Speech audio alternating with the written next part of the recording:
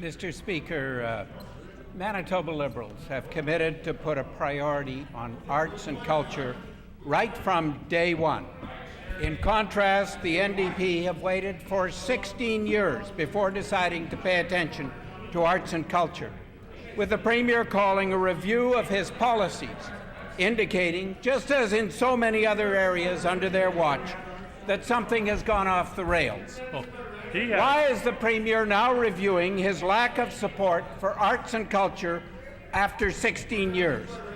Could he, for once, be forthright and admit he doesn't need to waste time and tax dollars on another review of his failings? Mr. Speaker, we've been a very significant contributor to arts and culture funding in Manitoba all across the board. Just take a look at the National Museum for Human Rights, which we contributed $40 million to.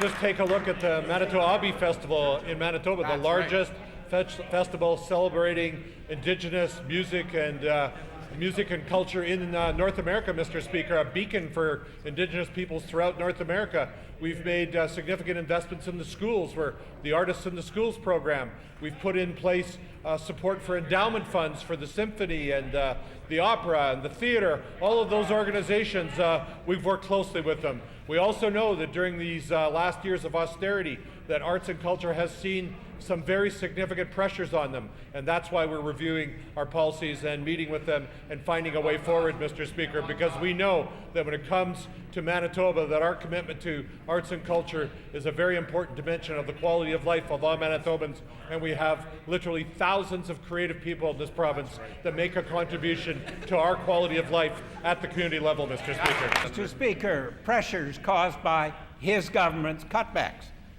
The government budget for culture, heritage, sport, and tourism dropped by $7 million from $88 million down to $81 million from 2008 to 2015.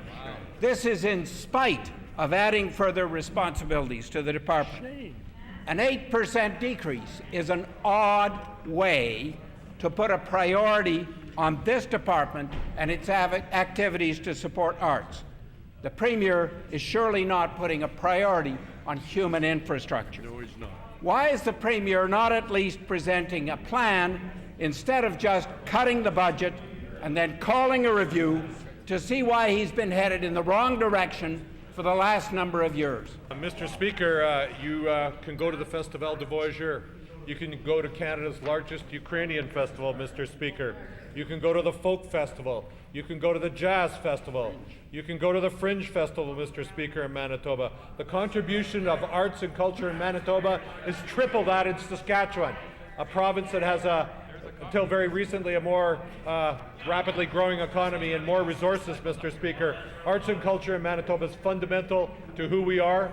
Arts and culture in Manitoba is something that we express not only through the traditional organizations, but through the new media, through our film tax credits, which are the best in Canada, Mr. Speaker, if not the best in North America. We have a tremendously dynamic artistic and cultural community in this province, and it's our intention to continue to support them. And I do say to the member opposite, he wants to support arts and culture in Manitoba. I look forward to him supporting the fiscal outlook tomorrow, Mr. Speaker. Mr. Speaker, under the Premier's watch since 2008, the grants to cultural organizations have fallen from $11.4 million down to $9.7 million.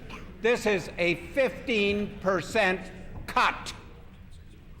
Manitoba's ethnic diversity and our culture is one of the reasons we attract immigrants and tourists to visit our province.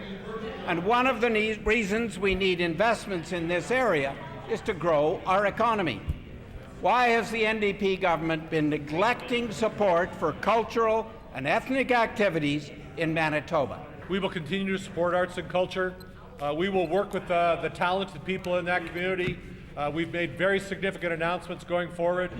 The best Inuit art gallery in the world, we're supporting that. We're the lead contributor to that project, Mr. Speaker, along with the private sector. The Diversity Gardens one of the lead contributors, along with the community and the private sector, Mr. Speaker. The Aviation Museum, one of the only and the only level of government supporting it at this moment, Mr. Speaker. But I have to say to the member opposite, when he cuts $471 million out of the budget on the health and education levy, does he really think there'll be any money left over for the arts? I think not, Mr. Speaker. When he privatizes liquor in Manitoba, will that 2% that's there for social responsibility support any artistic endeavors on social responsibility, Mr. Speaker? No, it won't. His policies will take Manitoba down the rabbit hole, Mr. Speaker. Alice in Wonderland will become real in Manitoba with the negative policies of the Liberal Party of Manitoba, Mr. Speaker.